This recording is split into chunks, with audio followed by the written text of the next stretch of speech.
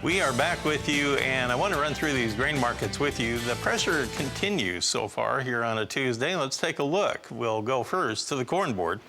And with these quotes provided by bar chart here, we have that March contract at 427 3/4. We are still down 5.5 cents right now, even though that's about 4 or 4.5 cents off of our earlier low.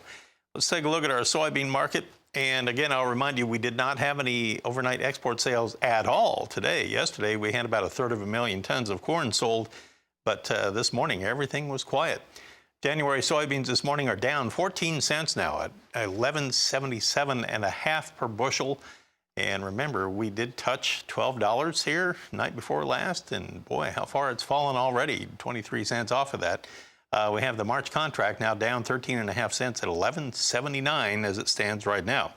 Moving on to the wheat, this is how things are shaking out. In Chicago, we have the March now 3 higher at 607.5, and it's basically within a penny of its high of the day right now. In the Kansas City market, you have the March contract 3 1/4 higher at 563 3/4.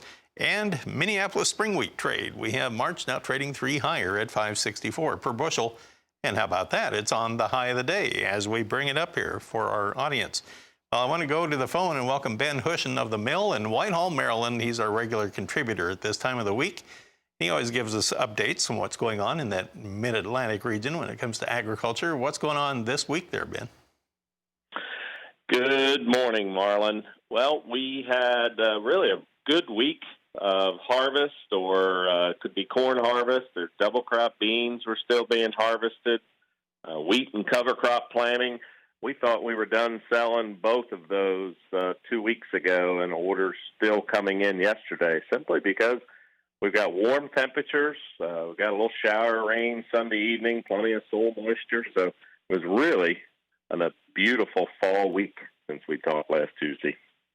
It looks like you have some weather possibly moving in, though, and I just wondered how much of a crimp that would put in agricultural activities out there.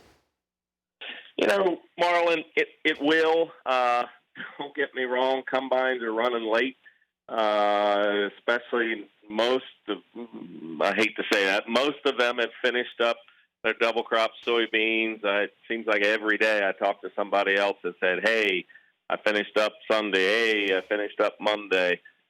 So a lot of what's left around here now is corn, and of course they can run that a lot later. But it's interesting. One of the fellows I was talking to yesterday said, reminded me there's so much to evaluate. In our community, typically July is when corn starts to go into tassel, and that's a good time to evaluate, do you need fungicide put on your corn?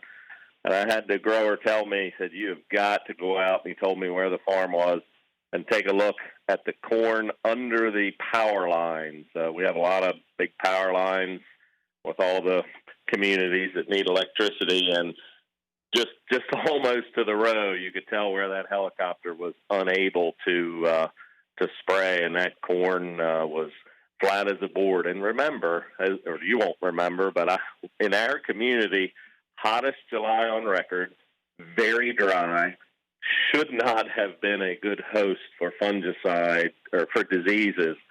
But we haven't finished digging into it because there's other reasons corn go down.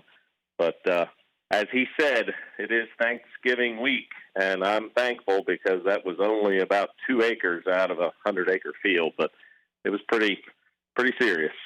Boy, that is a shocking A and B comparison with and without that fungicide treatment. Wow, I'm glad you pointed that out. I appreciate that. Well, Ben, thank you for everything you do for us throughout the year here, and best wishes to you and yours for a very happy Thanksgiving holiday. I appreciate that, and for all the viewers, listeners, and workers at RFD TV, we have lots to be thankful for if we just do a little looking. Got to look a little harder this year, but there's money there. Absolutely. All right, well put, well put. It's been a challenging year, but there is some silver lining. Thank you, Ben. Ben Hushon of the Mill in Whitehall, Maryland. We'll be back and take a look at livestock coming up.